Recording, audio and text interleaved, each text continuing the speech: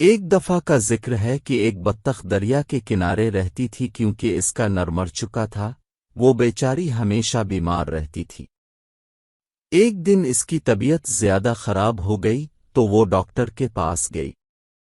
Doctor نے اسے بتایا کہ تمہاری بیماری ایسی کہ تم جلد مر جاؤ گی۔ اسے یہ سن کر صدمہ ہو الف کیونکہ اس کے پاس ایک انڈا تھا۔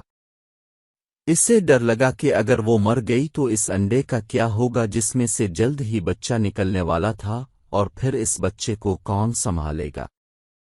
لہذا وہ جنگل میں رہنے والے اپنے سب دوستوں کے پاسین گئی اور انہیں اپنی ساری کہانی سنائی، لیکن ہر کسی نے ہی اس کی مدد کرنے سے انکار کر دیا۔ بیچاری بطخ نے ان کی بہت منتیں کیں کہ خدا کے لیے تم لوگ مرنے کے بعد میرے بچے کو اپنا سایہ دینا، لیکن کسی نے اس کی بات نہ مانی۔ بیچاری بطخ بھی کیا کرتی، اس کے ذہن میں خیال آیا کہ کیوں نہ اپنے بھائی مرغے کے پاس جایا جائے، وہ ضرور میری مدد کرے گا۔ لہذا وہ مرغے کے پاس گئی اور اسے سارا قصہ سنایا۔ مرغ بھائی، آپ میرے بچے کے ماموں جیسے ہو، پلیز اب ہی میرے بچے کو میرے بعد اپنا سایہ دے دینا۔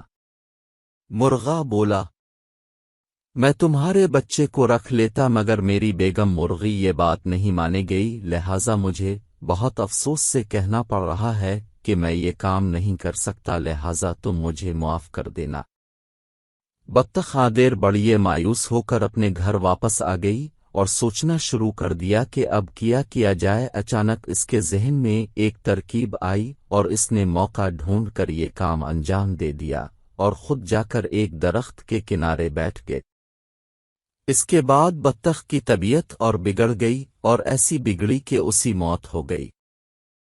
جب مرغی کے انڈوں سے بچے باہر نکلے تو ان میں ایک بطخ کا بچہ بھی تھا۔ مرغ تو سب جان گیا تھا، لیکن اس نے مرغی کو بتانا مناسب نہ سمجھا۔ مرغی نے بہت شور شرابہ کیا اور بے ولی میرے بچوں کے ساتھ بطخ کا بچہ نہیں رہے گا۔ مرغ نے اسے بہت سمجھایا، لیکن مرغی نے اس کا کہا نہیں مانا۔ مرغی نے اپنے بچوں کو منع کر دیا کہ کسی کو بھی بطخ کے بچے سے بات نہیں کرنی ہے۔ سب نے مرغی کی بات مان لی، لیکن دو چوزوں نے اپنی ماں کی بات نہ مانی۔ وہ جو خود کھاتے، اپنے ساتھ اس بطخ کے بچے کو بھی کھلاتے۔ مرغی کو بطخ کے بچے سے سخت نفرت تھی، وہ اسے دیکھنا بھی پسند نہیں کرتی تھی۔ ایک دن مرغی کے ذہن میں خیال آیا کہ ہم سب مل کر دریا کے کنارے سیر کو جائیں گے، ہم سب واپس آ جائیں گے اور بطخ کے بچے کو وہیں چھوڑ آئیں گے، یوں اس سے جان چھوٹ جائے گی۔ وہ لوگ سیر کو نکلے، وہاں پہنچتے ہی ایک چوزا دریا کے کنارے چلا گیا اور ڈوبنے لگا۔